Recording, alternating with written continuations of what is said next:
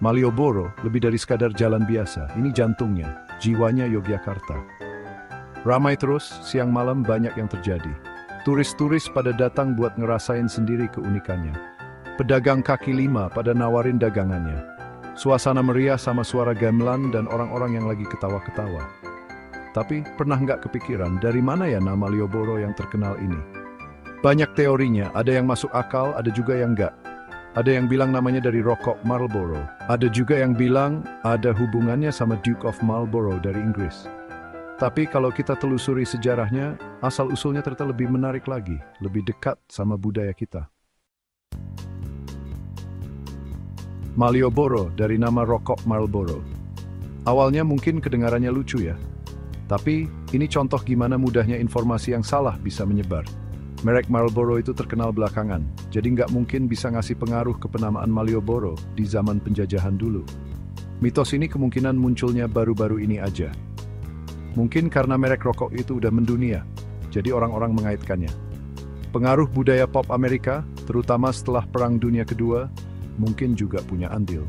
Tapi penting buat kita bisa bedain antara imajinasi populer sama fakta sejarah. Nggak ada catatan sejarah yang bisa ngehubungin merek rokok itu sama nama jalan ini. Jadi klaim ini makin lemah. Jadi bisa dibilang cerita tentang Marlboro itu cuma mitos menarik yang nggak ada buktinya. Buat ngerti asal-usul nama Malioboro, kita harus balik ke masa penuh gejolak dalam sejarah Jawa.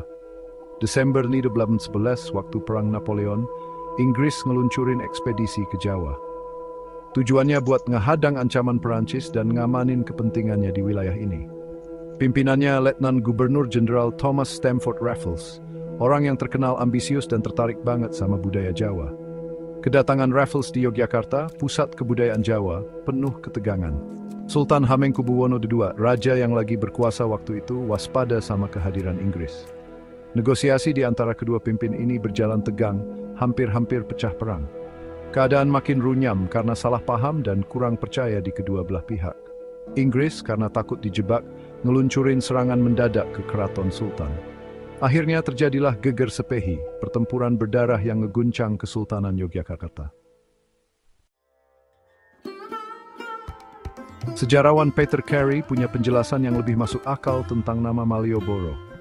Dia bilang, namanya berasal dari kata Sansekerta Malyabhara, yang artinya dihias dengan rangkaian bunga. Teori ini sesuai sama tradisi budaya Jawa yang kaya. Dulu, menyambut tamu kehormatan dan penting dengan kalungan bunga itu udah biasa. Tim Hannigan, penulis perjalanan dan sejarawan terkenal juga sependapat. Dia nggak setuju sama teori yang bilang Malioboro itu dari Inggris, karena nggak ada buktinya.